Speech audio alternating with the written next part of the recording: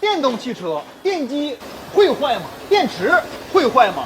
这些问题啊，一直是很多想买车的朋友啊关心的一个问题。今天呢，我站在修理工修车的角度啊，来给大家分享一下这个电机有没有可能坏，为什么会坏？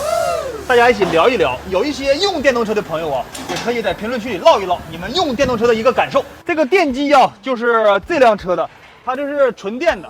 然后现在跑起来啊，里边有这个啊啦啊啦啊啦啊啦响声。这个轴承啊是彻底爆死了，转不动这个轴承，就是电机这个转子轴承，它是彻底的烧住了。现在啊是夯啷夯当的。那它咋能烧了呢？它这轴承啊不像变速箱轴承在油里边泡着，它这轴承带两个铁的油封，就靠里边一点点油来润滑。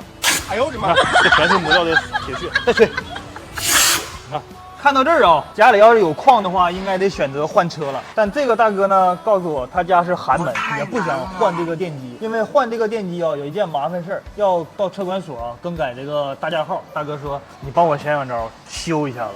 我准备，因为他这个里头扫膛了嘛，把这个外径膛一下镶个套，然后我们把这个轴承配上，再给它装好。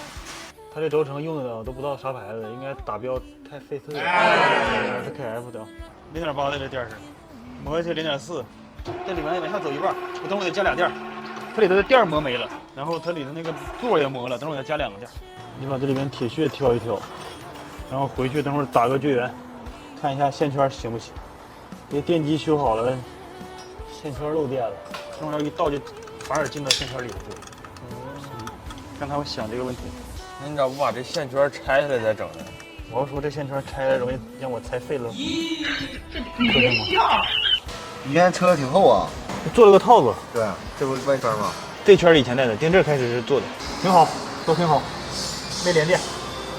你看这个没整完了，又来一个一样的，那还有一个，也是后电机，也是这玩意儿。这就刚才聊那个话题，你说它啥意思呢？搞定了，等会儿拆那台特斯拉电机，100多万的特斯拉，拆开电机给它修一下，看看啥问题。